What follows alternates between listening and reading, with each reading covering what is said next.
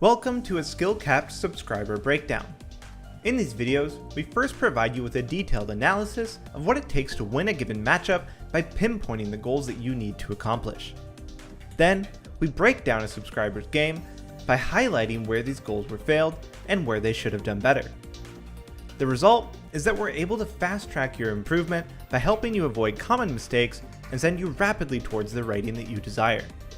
If you'd like to have your gameplay reviewed by Rank 1 players, or to join our community filled with pros, as well as other like-minded players trying to improve, join our Discord, which is linked below. All you have to do is head on over to the user reviews channel and follow the instructions to submit a recording. We hope to see you there.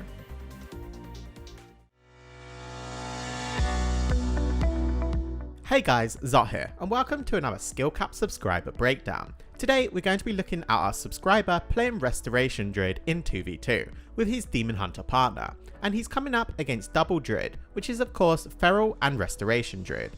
For those of you unfamiliar with this format, we'll start by going over the high level goals you need to accomplish in order to win this matchup, before then analysing the gameplay and identifying the strategical mistakes and which goals the player failed to meet. Finally, after the game is over, we'll give you some top tips on how you can improve and what you should be looking to work on. By the end of this video, you should have a strong understanding of what it takes to win this matchup, and you'll also learn about how to avoid any common mistakes found throughout our analysis. So, as mentioned, this is going to be Restoration Druid Demon Hunter versus Feral Druid Restoration Druid, and we're going to be focusing on our subscriber, the Restoration Druid's gameplay. So in this matchup, there is going to be 4 main goals you need to achieve in order to win. Number 1 is mana efficiency. In 2v2, mana is often the deciding factor, especially when playing with a Demon Hunter. There is a number of steps you can take to ensure you're being mana efficient. First is good innovate usage. Getting the most out of your innovate can save you a huge chunk of mana. Using it when you're about to spend a lot of mana on high cost spells such as regrowth and overgrowth, and also while it's up trying to get out an efflorescence and wild growth really helps with that overall HPS. Soul of the Forest use. Soul of the Forest is one of the most important tools in your healing rotation, making sure to never double swift mend, and using Soul of the Forest on either regrowth or rejuvenation will allow you to stay ahead on healing at the cost of less mana. Utilizing Omen of Clarity. Omen of Clarity grants you clear casting, which in turn makes your next regrowth cost no mana. Utilizing these procs correctly can save you a lot of mana over the course of a game. Number 2, defensive cooldowns. Going hand in hand with mana efficiency is using the correct defensive cooldowns. Utilizing your Bark Skin and Iron Bark at the right time not only will allow you to survive, but also reduce the damage you take, thus saving you mana. Trading these with important cooldowns from the enemy such as Berserk or Incarnation is going to be vital. Number 3, talent choices. Knowing when to pick the correct talents is not something that's easy. It requires you to know the matchup and how it plays out. We know a Feral Druid likes to do split pressure, and with your Demon Hunter having a lot of self healing, you will the more than likely be the kill target. And with your main win condition being mana, we're looking here for you to be focusing on defense with your talent selection. So things like Overgrowth, Guardian Affinity, and even Focused Growth. Number 4, crowd control. Druids have a lot of crowd control available to them, and thus using it well helps you stay alive or even set up kills. We're going to be looking for good Mighty Bashes, Cyclones if you're playing it, and even Rake Stuns if you're Feral Affinity. As you're up against double Druid, we're not going to be looking at a Tangling Roots. Okay, so now we've got the goals, let's get into the game. First thing we get to see is your talent choices. Now as I mentioned, in this matchup you're not going to be required to be playing offensive, as your main win condition with your Demon Hunter partner is going to be ooming the healer and winning on mana. This means taking talents to survive is extremely important. As we see here, our subscriber is opting to take Feral Affinity. Now in some matchups where you're required to play offensive, this is the correct choice. However, versus double Druid, you're going to have to spend a lot of the game defensive in bear form, so we'll get the most out of Guardian Affinity. Not to mention, a lot of the time you're going to have the Feral on you, and if you don't, you'll of course have bleeds, resulting in restarts being very hard to achieve, thus devaluing Feral Affinity even more. With your PvP talents, you've gone for Thorns, Cyclone and Overgrowth. Overgrowth was the correct choice here. As mentioned, you're playing defensive and this is a great talent to help you easily recover and survive, so well done. Thorns again is a good talent when facing melee, so you have the right idea here. However, just think about the matchup a bit more. Double Druid is an extremely mobile comp that can easily switch targets, and the map you're on is Hook Point, which is the smallest map in the pool, making it even easier for the enemy to swap targets if you use fawns. So what I would have liked to have seen here is another defensive option, so either focused growth or even revitalize. Now you might be thinking focus growth suffers the same problem as fawns, they can easily swap on your blooms. However, you're playing with a demon hunter, he will passively outheal and leech a lot of the druid's damage over time effects, and isn't really a viable kill target for the enemy team, so you're going to be able to keep blooms on yourself for the most part. And the last talent choice I want to quickly touch on is your choice to take Cyclone. Now I don't disagree with you here, this can be fine in this matchup, they only have one short lockout in the form of Skull Bash, however it's going to depend on how you use it. If you're getting good use out of it, it's fine. If not, I would have liked again to see another defensive option instead, so either focus growth or revitalize once more. Okay, so to debrief on your goal of correct talent choices, I would have honestly liked to have seen you take these talents. You'll however opt in for a far more aggressive talent setup, taking some extra CC from Cyclone, on top of the added damage from Feral Affinity and Fawns. So let's see if you can put these to good use and get the most out of them. Okay, now let's get these gates open and get into the game. You get some hots up on your Demon Hunter and get straight into stealth. This is great as you're playing Feral Affinity. We're going to be looking for you to get some use out of it and go for an opener, now consisting of a Rake Stun and then getting up your Rip or either a Cyclone out of the Rake Stun to make use of your offensive talent lineup.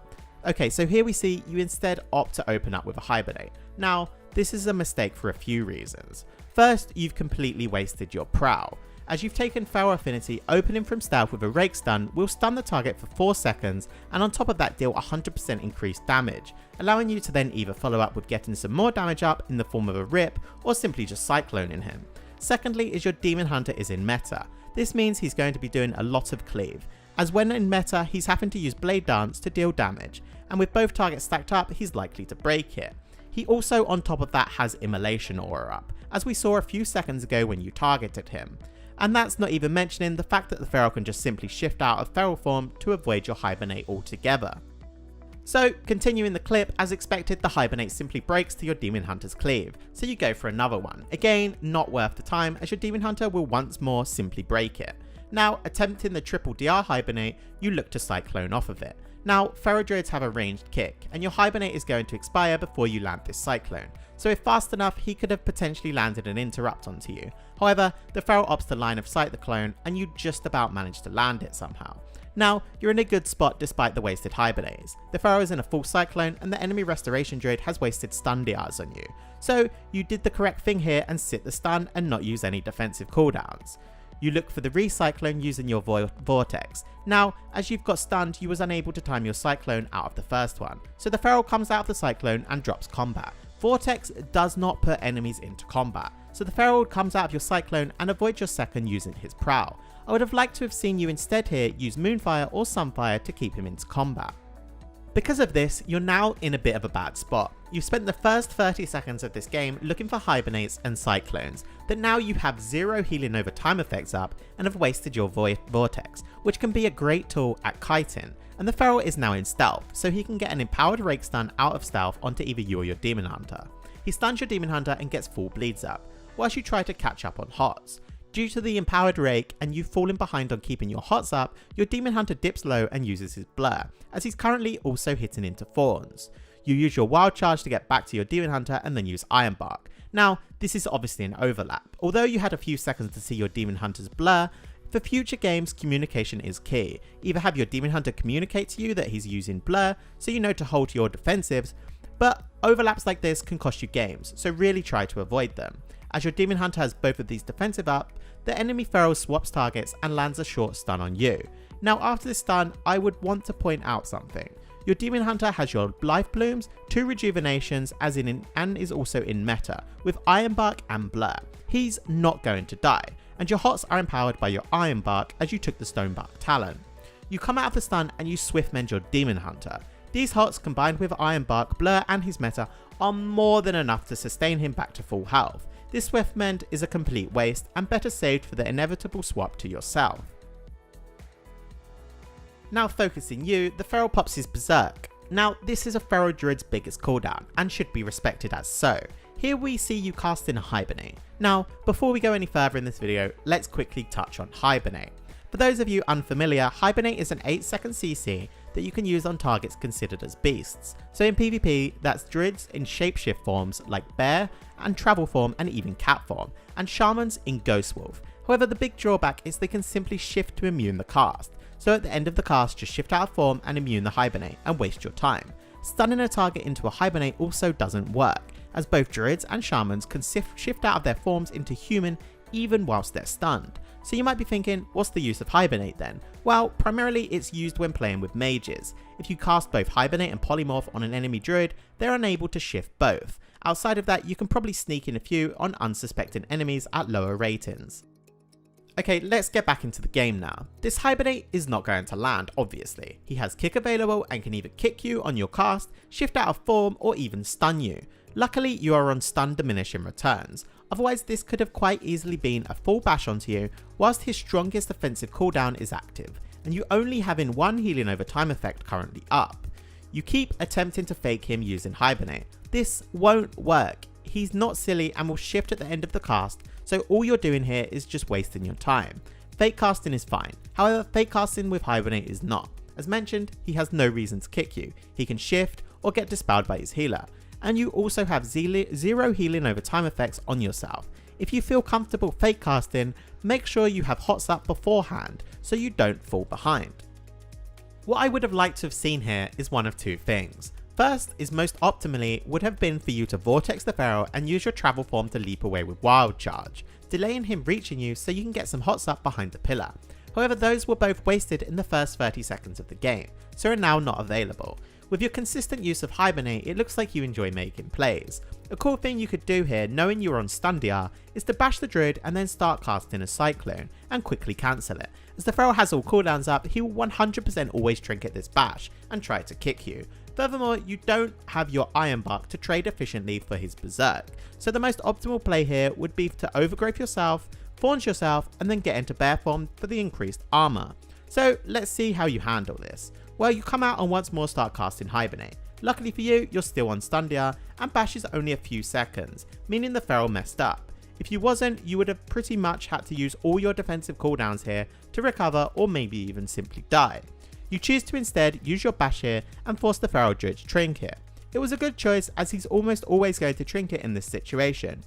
You wild charge away and the Pharaoh Druid opts to not follow, getting away and then hotting yourself up and attempting to go for a restealth in the process. Unluckily, the Pharaoh was too quick to get there and you don't drop combat. Even if you did, however, it would have broken from your bleeds. Now as the Pharaoh comes round, you once more again start casting Hibernate. Now, I'm not going to repeat myself, but by now we should all know why this is not the correct move. The Pharaoh shifts out of form to avoid it, and now you're at 50% with all your hots expiring. Now here you need to be using something.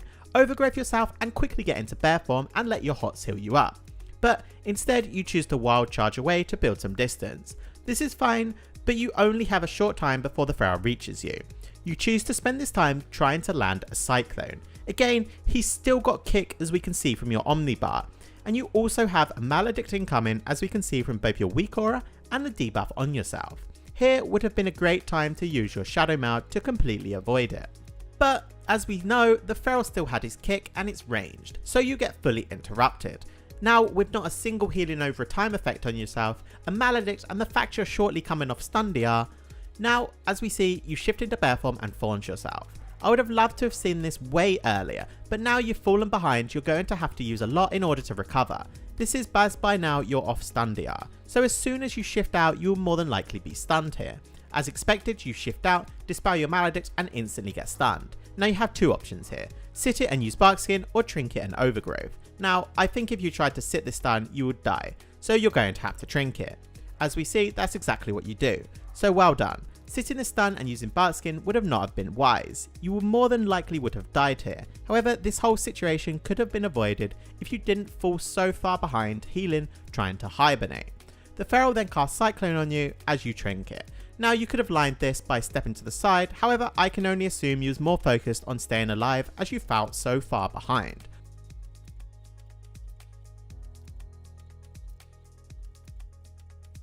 After the Cyclone you build some more distance and utilize both your clear casting and Soul of the Forest procs on a regrowth. This is great, it's extremely mana efficient and you've fully recovered, so well done. So now that you've recovered, I would like to see you be putting Feral Affinity to good use and going for a re-stealth. As we see here, you've dropped combat.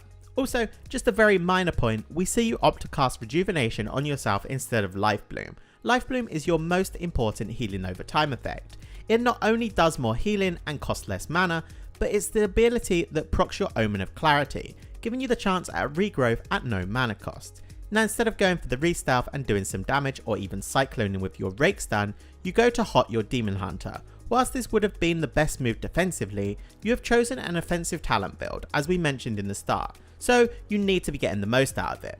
With the Feral running your direction, you quickly get into bear form, which is great. However, you have no Life Bloom out as already mentioned. Shortly after you come out of bear and once more begin casting Hibernate. Again, same as before, hot yourself up and cast Cyclone if you wish to fake, so we don't get into the same situation as earlier. Luckily, the Feral swaps out off you, but of course shifts the Hibernate on the way out. Okay, so now we finally see you putting that cap form into action, and it's been almost 2 minutes into the game. Again, back to your talent choices. Playing aggressive is fine.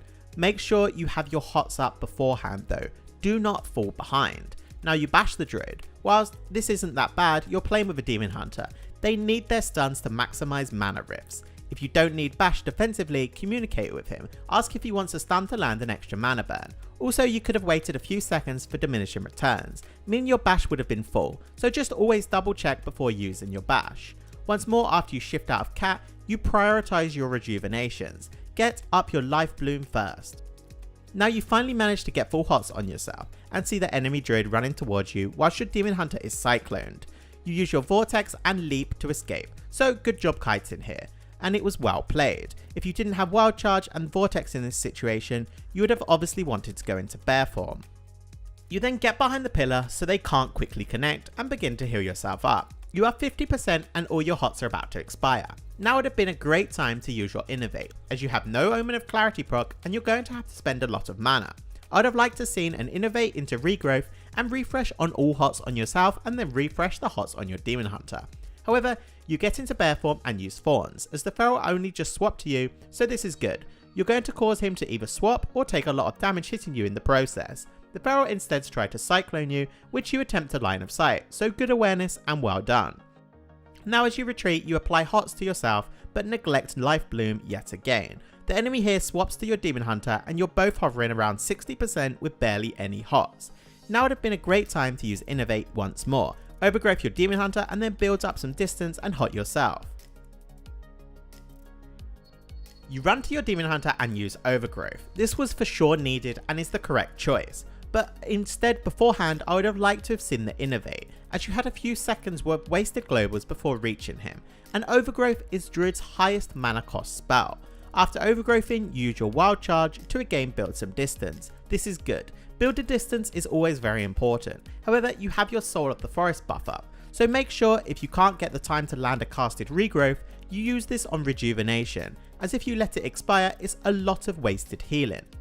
With both Druids running at you now, I would have liked to have seen you getting into bear form. It's obvious that they want to make an aggressive play here, so what you should have done is got the rest of your hots up, primarily an empowered Rejuvenation and also your Life Bloom, and then just get into bear form. But what we see you do instead is go into cat form, not do any damage, shift out and then get caught into full stun, which you do the correct reactive play for though, in the form of using your Bark Skin. However, you wasted your Soul of the Forest proc and wasn't in bear form for the stun.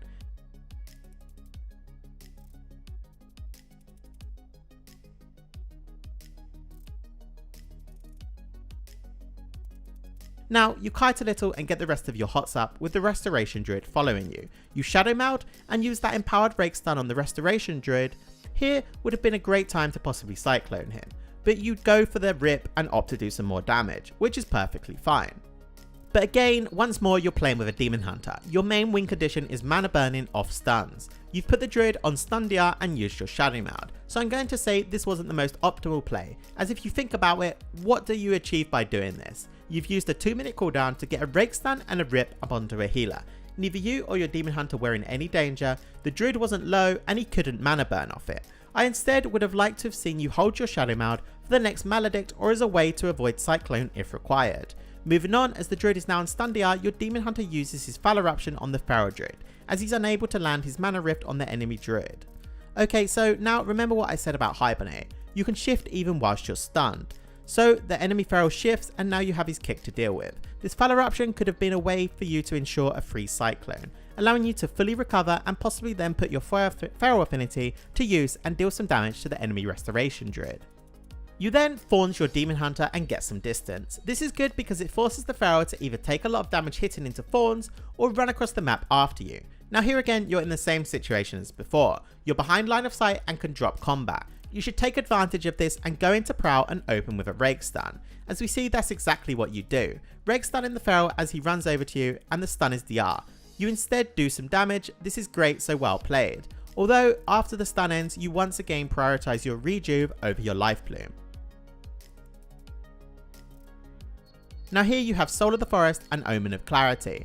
You could easily use this to top your Demon Hunter to full for no mana cost, as the Feral kick is down and he's not even near you to begin with. You instead opt to Swift Mend, wasting your Soul of the Forest entirely. You then once again go for a Restaff, which is good, but instead of sitting there in Cat, you should have been using your Omen of Clarity and the Soul of the Forest you got from your second Swift Mend on a Regrowth, as you currently are sitting at 80% health with 0 hots. Okay, so now we see you get bashed into a Cyclone, in which you trinket offensively to land the rebash on the Restoration Druid. I don't know if your Demon Hunter communicated that he could kill here or not, but it's highly unlikely that he's going to be doing 50% of somebody's health in a half stun. Whilst I'm personally an advocate for offensive plays, you need to consider the drawbacks. We know by your Omnibar that the Feral Druid has his Berserk back up, and if we get into the same situation as you was earlier, when your trinket saved you, then you would for sure lose now. As guessed, the Feral pops his Berserk shortly after you trinket and starts going onto your Demon Hunter, who then gets Cycloned. Now you currently have 0 hots on either yourself or your teammate, but you build some distance and hot yourself up in the process, so well done. Now what you do here is very good. You now attempt to fake cast the Feral, but this time using Cyclone. You successfully fake him and force the Feral to use both Maim and Bash to stop you, both of which are still on diminishing returns. This play was good, however, because you was on stun DR. If you wasn't, this would have been a risky move and you would have been better off just sitting in bear form. Again here you make the same mistake. Instead of timing your Cyclone off the first, you go for another Hibernate, in which he of course just shifts and then re-stealths. Remember, if you don't cast Recyclone or hit the target, they will drop combat. You get randomly maledicted, in which you instantly dispel, so good job for that. Now here we see the Feral get a re-stealth heading towards you.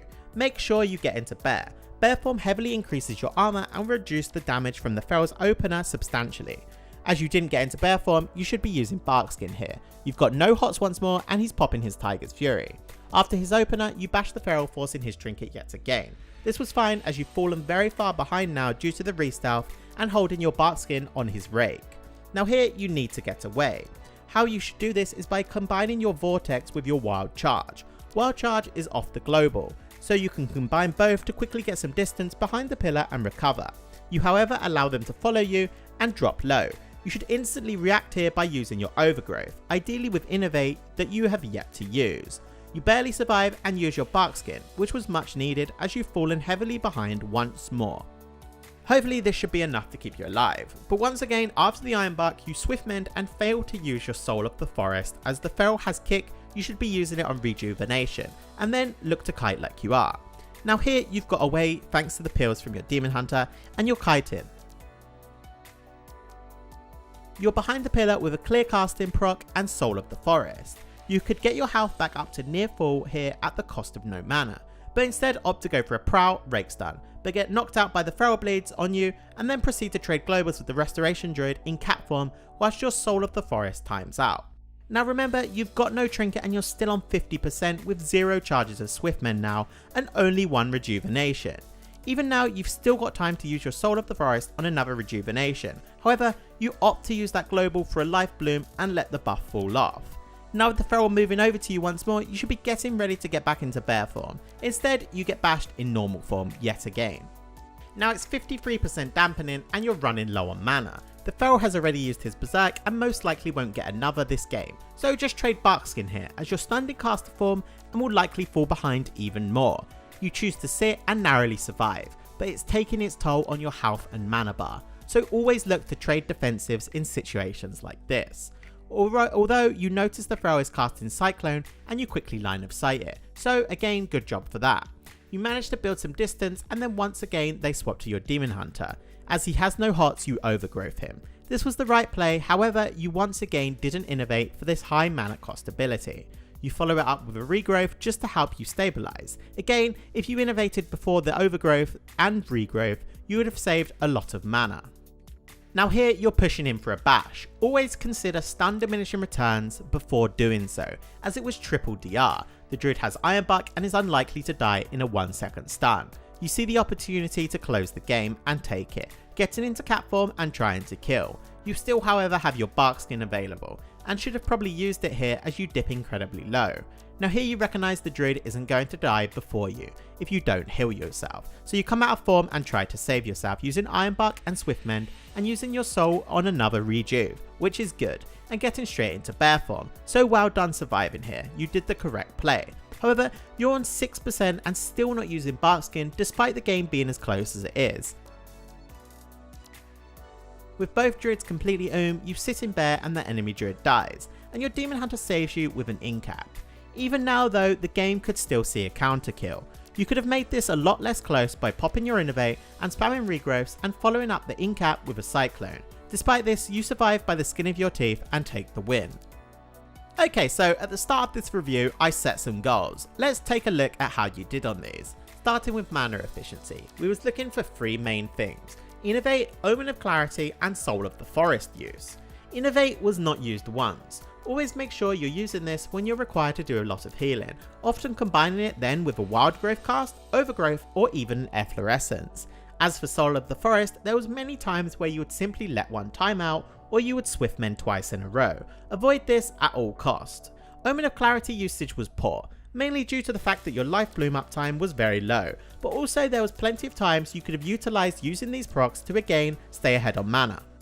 Next, the goal was to use defensive cooldowns well. Doing so can help you stay alive and ahead on mana, giving you some more time to play aggressive. Your Iron Bark usage was okay, however you did overlap with your Demon Hunter, so always make sure that you take note of which defensives your ally has used, although you could potentially look to be a bit more liberal trading Iron Bark for Berserk. It's a fine trade. Throughout this game, there were so many times you could have used your Bark Skin, but opted not to. Bark Skin is best saved for stuns, and with you being caught out of bear form for almost all of the stuns, consider using this as a tool to not fall so far behind. Now this is the big one, bear form. Your usage of bear form was non-existent until near the end of the game. Look to use this more and try to make sure you're getting into bear form when you predict the enemy is going to stun you.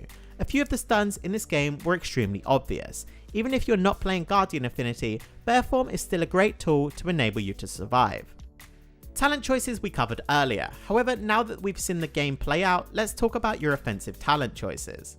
Feral Affinity, I said, would not get much use because your goal is to play defensive until you win on mana. You managed to survive, but the game was incredibly close, and watching this game I can honestly say that you didn't get much use out of Feral Affinity. You managed to get one Rake Stun outside of Shadow Meld and didn't really have that much time to deal damage in cat outside of that. Now Cyclone. I said it's going to depend on your usage and how much pressure you can get with it. You landed one Cyclone throughout this game, so I can safely say that it was the incorrect talent choice here.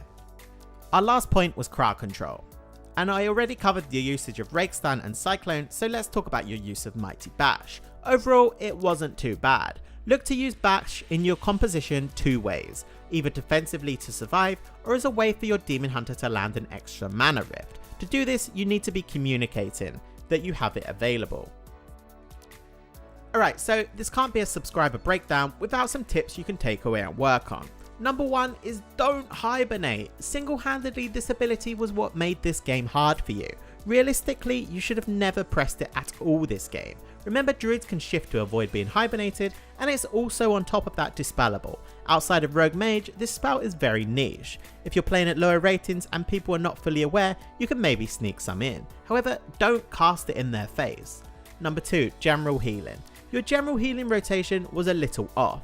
Make sure you're always prioritizing Life Bloom over Rejuvenation unless you have a Soul of the Forest. Also, use your Soul of the Forests If you can freely cast, use it on regrowth. If you can't, then use it on rejuvenation. Just don't waste them. Also, work on managing your hot up time. Keeping them up will stop you falling so far behind in the first place. Number 3, correct talent choices. Try to think about how the matchup plays in your head. Do you need extra damage? Will I be able to get restarts? Do I have to just to survive to win this matchup? Will I be the target? These are all important factors in deciding what talents you should be taking. Number 4, don't be so greedy. 2v2 is often about trading cooldowns and not falling behind, and having to use all your mana to recover. You can do this by trading your defensive cooldowns efficiently. Look for strong offensive cooldowns used by your opponents, and then trade a defensive for your own to reduce the damage. And lastly is number 5, innovate. Just don't forget about it. In 2v2, where mana is often the game, it's extremely important. Just think if you're going to have to spend a lot of mana here, and if you are, pop innovate beforehand. Alright guys, this was a bit of a long video, but I hope you thoroughly enjoyed it and are able to take something away from this game. As always, thanks for watching, and plus skill if you enjoyed this video.